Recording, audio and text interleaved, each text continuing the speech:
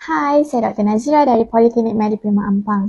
Hari ini doktor nak share sedikit tips untuk kurangkan rasa loya ataupun mual di awal peringkat kehamilan.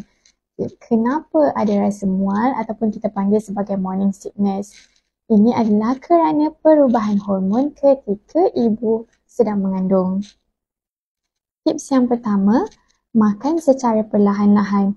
Jangan makan terlalu laju dalam masa yang singkat. Yang kedua, asingkan makanan kepada portion yang lebih kecil. Macam contoh, dulu sebelum mengandung, masa lunch kita boleh habiskan sepinggan lengkap makanan kita. Tapi bila mengandung ni, tengok makanan banyak, kita rasa tak berselera. Jadi bahagikan portion tu kepada portion lebih kecil ataupun saranan saya, makan secara kerap tapi portion yang kecil. Sikit-sikit tapi kerap. Yang ketiga, elakkan makanan yang mempunyai rasa ataupun bau yang kuat yang dapat mencetuskan rasa loya ataupun mual. Yang keempat, minum air selepas selesai makan berbanding minum air sambil makan.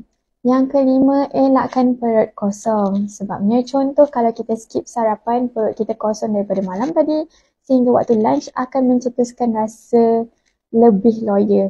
Jadi kalau boleh, ambil sarapan benda-benda yang ringan lah macam light snacks macam biskut ataupun roti.